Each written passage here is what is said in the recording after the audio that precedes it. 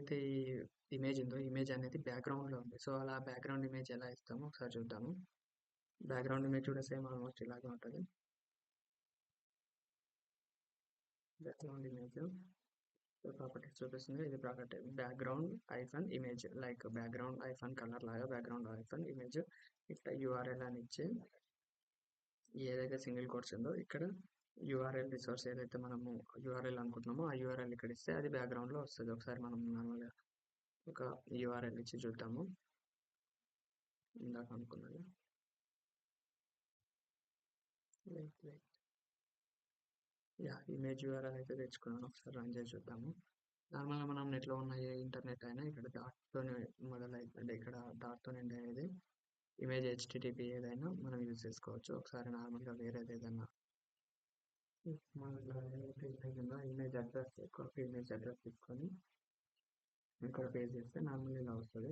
దీనికి height set చేస్తూ ఉంటే మనకు జనరల్‌గా వస్తుంటది వేరియబుల్. సో, బ్యాక్‌గ్రౌండ్ ఇమేజ్ కూడా వచ్చేసింది నాకు. సో, ఒకసారి మన ఏదైతే వెబ్‌సైట్ ఉందో దాన్ని డెవలప్ చేయడానికి ట్రై చేద్దాము.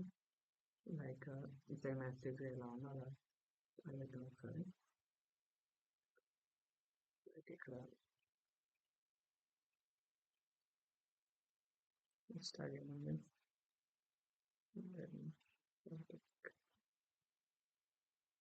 కదా సో అలాగే ఉంచుదాము. ఓకే సారీ ఇప్పుడు కదా సో చేస్తాము.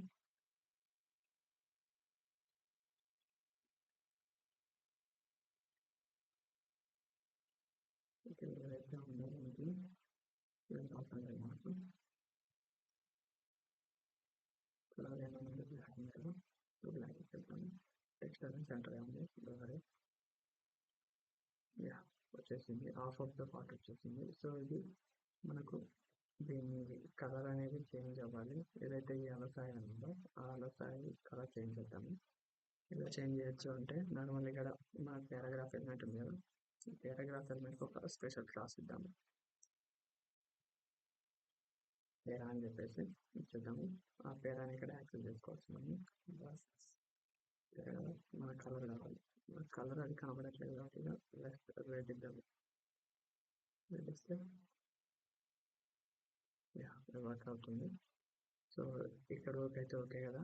నార్మల్గా మనం ఇలా ఏమేమి చేస్తామంటే టెక్స్ట్ అలైన్ చేస్తాము, కలర్ చేస్తాము, బ్యాక్గ్రౌండ్ యూఆర్ఎల్ అండ్ సెలెక్టర్స్ ఎలా యూజ్ చేస్తారు అనేసి చెప్పాను.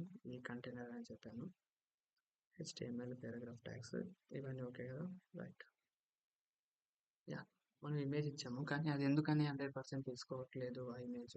ఇక్కడ హెడ్డింగ్కి ఈ ఇమేజ్ ఏదైతే ఇచ్చామో ఆ ఇమేజ్ అనేది ఇచ్చామో అది ఎందుకని 100% తీసుకోవట్లేదు అంటే మనము ఇక్కడ సిఎస్ఎస్ ఏదైతే ఉందో దీనికి హైట్ అండ్ విడ్త్ అనేది తీయాలి. ఓకే ఇంకోటి ఈ బ్యాక్గ్రౌండ్ ఇమేజ్ ఇచ్చినామంటే దీనికి ఒక బ్యాక్గ్రౌండ్ వెయిట్ అయితే బ్యాక్గ్రౌండ్ కలర్ ఉంది. బ్యాక్గ్రౌండ్ కవర్ అని ఉంటుంది. బ్యాక్గ్రౌండ్ సైజ్ కదా. బ్యాక్గ్రౌండ్ సైజు కవర్ ఇవ్వాలి. సో అప్పుడు కలర్ ఇస్తే ఏంటి అంటే ఈ నార్మల్గా ఈ ఇమేజ్ ఏదైతే ఉందో అది ఫిక్స్ అయిపోతుంది. ఈ విత్ ఇన్ పార్ట్లో ఫిక్స్ అయిపోతుంది. సింటాక్స్ గుర్తుపెట్టుకోండి. బ్యాక్గ్రౌండ్ సైజు కవరు వాల్యూ అనేది కవరు.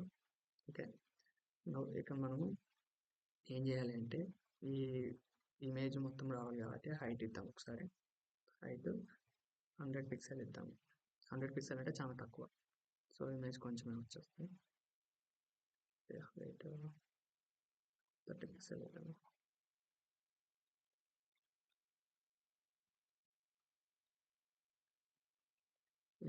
ఇక్కడ 30 పిక్సెల్ వచ్చింది. సో కొంచెమే వచ్చింది.